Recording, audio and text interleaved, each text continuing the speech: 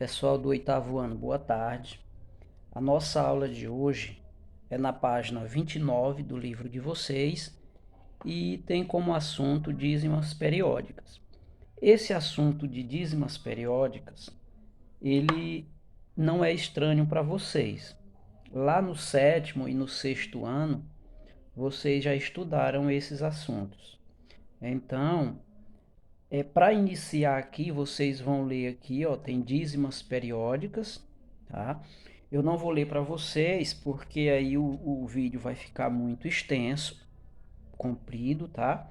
Então vocês vão ler aqui, ó, dízimas periódicas, depois vocês vão vir até aqui. Observem que aqui tem um cálculo de dízimas periódicas.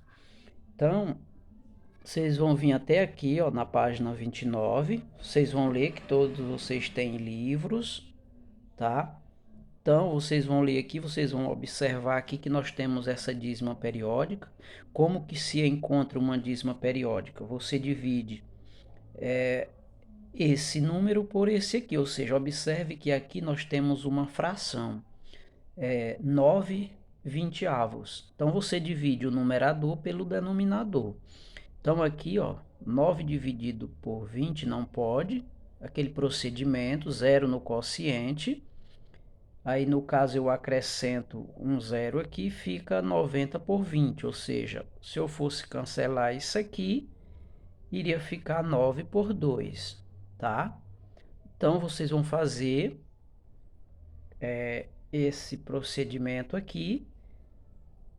Aqui mais embaixo nós temos outro, olha, 7 onzeavos. Então, vocês vão dividir 7 por 11. Observe que 7 é menor que 11. Então, você coloca o zero aqui no quociente, aproxima a vírgula e pode acrescentar quantos zeros for preciso aqui, tá? Então, nesse caso, mudando de página, aqui na página...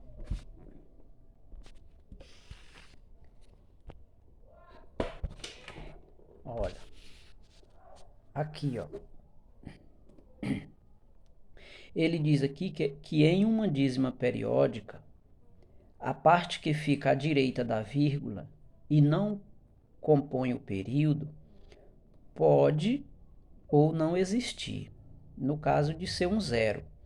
Caso exista, ela determina uma dízima periódica composta contrária, ou seja, se não for composta, trata-se de uma dízima periódica simples. Ou seja, então as dízimas periódicas, elas se dividem em duas: periódica simples e periódica composta, tá? Então, para ser composta é quando ela tem dois números,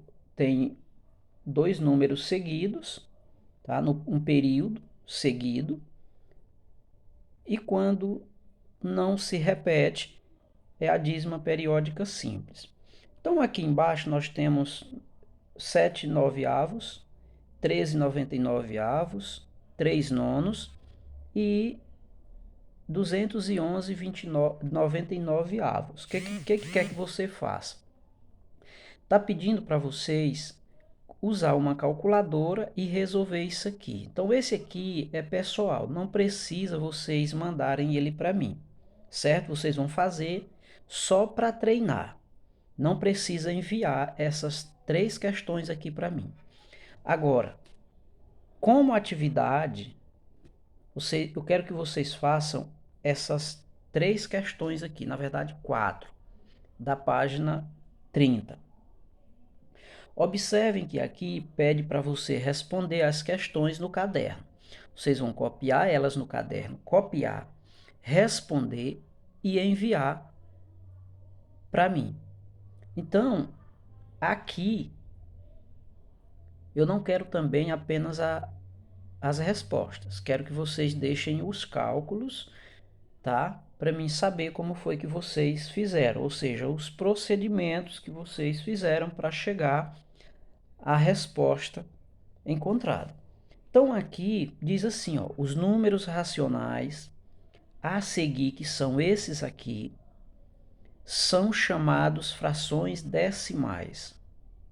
Escreva cada um deles na forma decimal.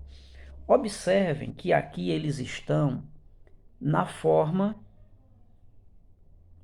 de fração. Pede para você escrever na forma decimal. Observem que esse aqui, ó, 7 décimo.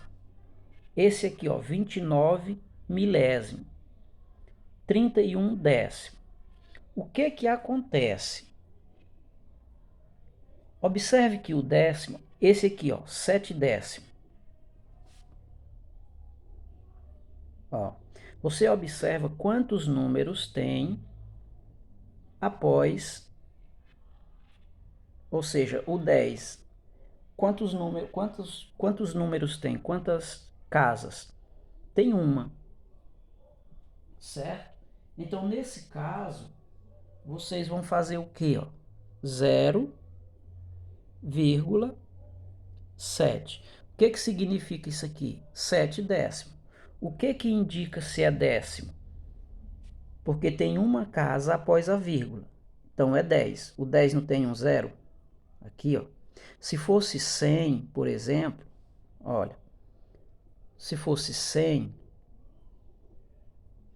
fosse assim, 7 centésimos, seria 0,07.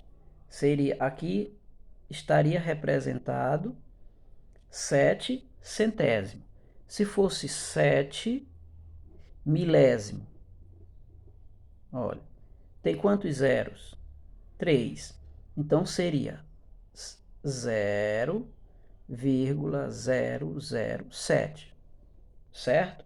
Então, da mesma forma, vocês vão representar esses outros aqui, ó, até a letra L, tá? Aqui, no caso da segunda, a segunda questão, ela pergunta qual é a representação decimal de cada um dos seguintes números racionais. Então, aqui, representação decimal. O que que você vai fazer? Você vai dividir aqui, ó. Você divide 1 por 2. No caso, eu não posso dividir 1 por 2, vocês sabem da regra, você coloca um zero, acrescenta a vírgula, e eu posso acrescentar um zero aqui no dividendo. Então, ficou 10 por 2. Dá quanto? Dá 5. Se você pegar 5 vezes 2 são 10, tá? Aí faz aquela continha, 10 menos 10, nada, não é isso? Então, a representação decimal de 1 meio é 0,5. Da mesma forma, vocês vão fazer com a letra A letra B, a letra C, até a letra L, tá? Depois nós temos aqui a terceira questão, que ela diz assim: classifique os números decimais do exercício anterior. Que exercício anterior? Da terceira questão, da letra A até a letra L. Ele pede para você classificar esses números, tá? Os números decimais do exercício anterior em decimais exatos, como DE, decimais exatos, ou dízimas periódica DP. Como que você vai fazer? Você coloca letra A, mais ou menos assim, ó. A letra A da terceira, se ela for aqui, ó, se ela for dízima periódica exata, aí você coloca DE. Se for periódica, você coloca DP, ou seja, dízima periódica, tá? E se for decimal, você coloca DE. Só dessa forma, você vai colocar letra A, aí você coloca DE ou DP, letra C, DP ou DE, de acordo com as respostas que vocês encontrarem aqui, que vocês vão responder a terceira, certo? A quarta questão, ela pede para vocês, para cada uma das dízimas periódicas a seguir, identifique o período. Essa daqui, ela tá fácil. Você vai identificar o período. Qual é o período dessa dízima?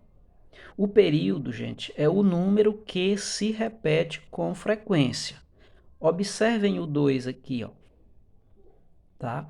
Observem o 7. Observem aqui o 0101. Aqui, 333.